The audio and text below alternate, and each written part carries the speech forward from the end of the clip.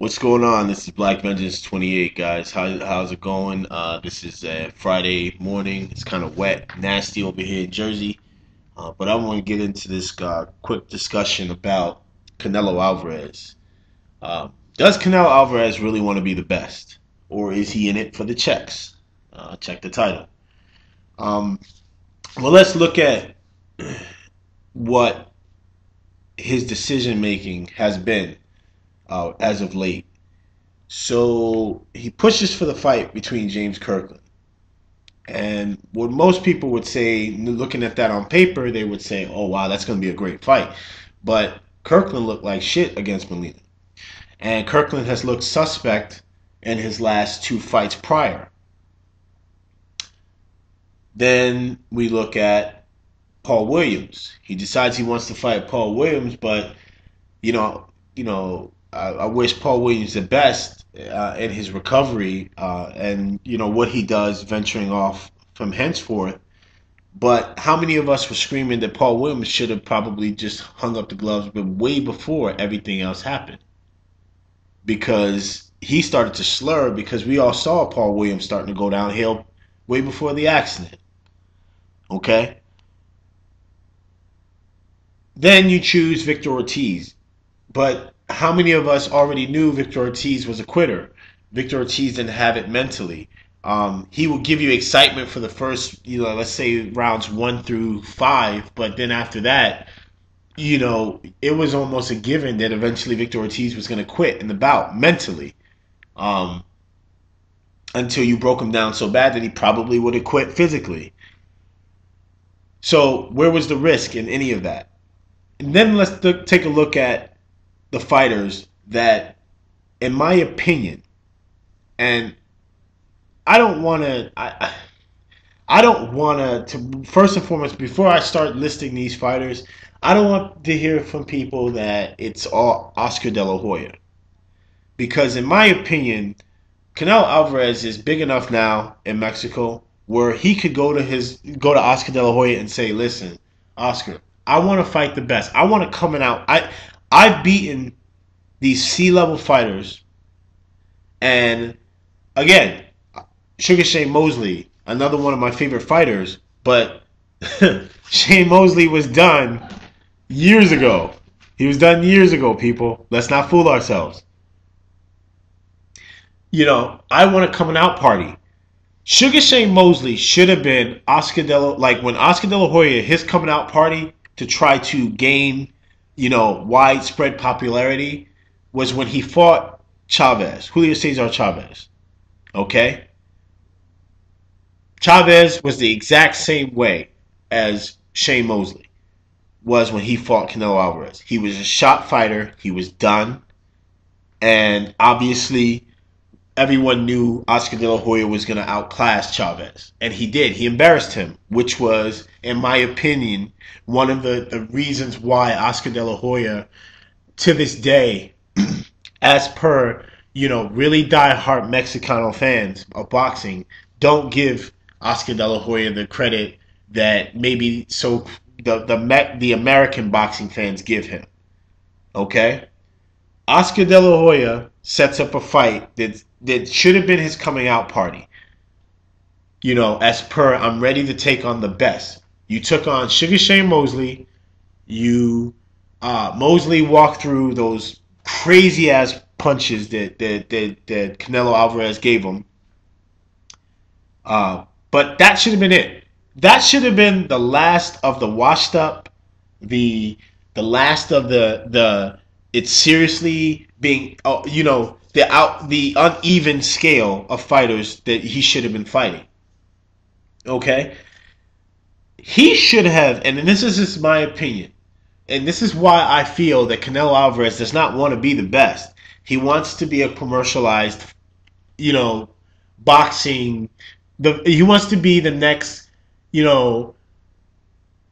what's the word I'm looking for here? He wants to be the next, boxing spokesman.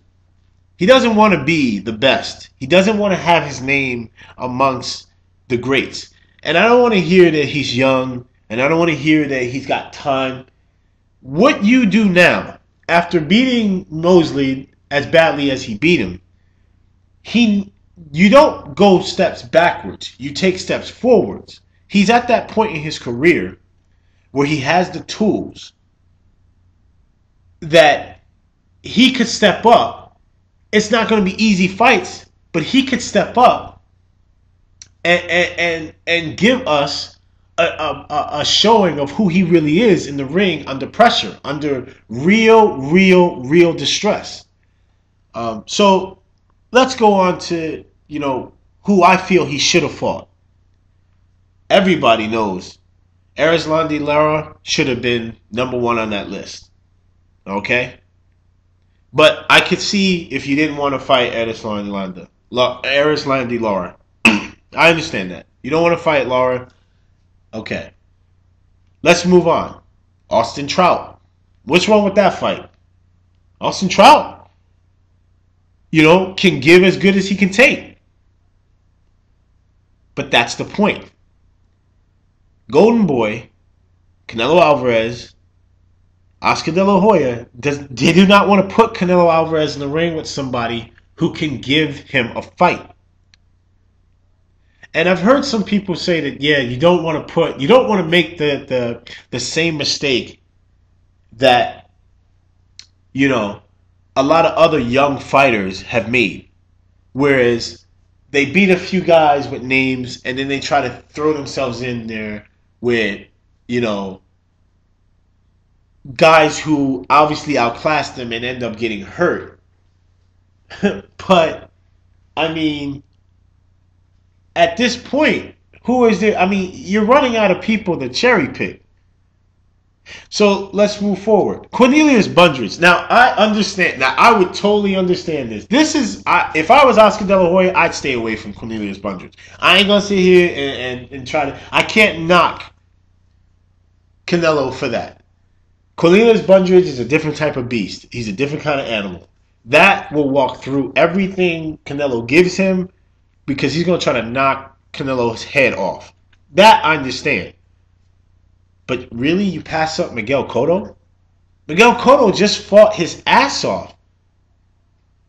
He just did what a lot of, what I call Floyd haters want to say, which is he bloodied Floyd's nose. He did what no other fighter can do. And as a Cotto fan, I feel similar in the sense of saying that, Cotto fought his ass off. He gave a good account of himself. He fought to the end of the bell. He gave as good as he took.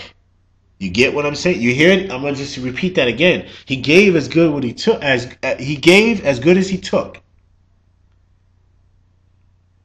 But again, Canelo and Golden Boy, they don't want that.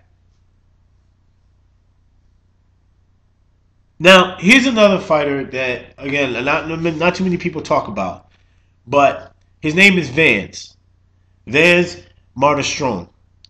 Vance is a decent fighter. He's not a super mega star, but Vance he can fight. He's got decent power, good boxing ability.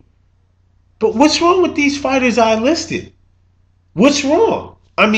Aside from Cornelius Bundrage, because Cornelius Bundrage is a beast. What was wrong with Cotto? What was wrong with Trout? What was wrong with Lara? That's it. They would actually give you a fight. They would actually put you in jeopardy. So I was reading this article, and I saw a comment in response to the article, it was pointing out why isn't Canelo Alvarez fighting the top 154 pounders. And I loved it because it broke it down in a way so that you would understand that a lot of it's not Canelo's issue. A lot of it's Oscar De La Hoya. But at the same time, they also focused in on Canelo Alvarez's fan base and that Canelo has more of a voice than most young prospect fighters do have. So this comment was, and I loved it, he said, he or she, you never know, said, Canelo Alvarez, after he walks through Josecito Lopez, he's next going to call out Danny Garcia.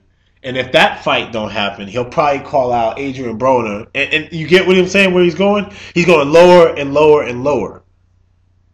And when they did an interview with Canelo Alvarez asking about why such the weight disparity, you know, he just kind of bypasses it and says he's just going to train as if he was a big guy. Like, wait a minute. You're not even going to address that the logics of taking this fight make no sense. They make no sense. You're just going to say, oh, well, I'm going to train as if he's a big guy. Well, of course. You should train as if he's hard. You should as if he's a devastating puncher. You should train as if he's got the chin to take 100 and natural. Wait, hold up. Natural 154 pounders punch. And let's not kid ourselves. Canelo has a hard natural punch, 154 pound punch. Nah, this is crap. This is bullshit. This is like when you go to you go in the city and you go buy your girl a Gucci bag, right? And you know that guy that be with the little tables and he be selling the bags, and he be like, yo, this is a Gucci, this is a Gucci, and you open up on the end tag, it says Gucci. This fight is Coochie. It's not a Gucci, it's Coochie. Canelo Alvarez is Coochie, as far as I'm concerned, until he fights somebody of legitimate status, of legitimate skills, and of a natural weight. This makes like seriously like me wonder whether what will Canelo Alvarez do, after he takes a loss? Will he be like some of those fighters that we've seen in the past that they were riding the gravy train of being winners, and then when they take their first loss, you never hear from them again? Let me know what you guys think, man. That's just my little thoughts on Canelo. I was like, is he in it for greatness or is he in it for the checks? Because from what I can see, he's only in it for the checks. He's in it for the check, and think about that, people. If he's in it for the checks, if according to my theory, he's in it for the checks, wouldn't it make more sense to fight Miguel Cotto? Think about that.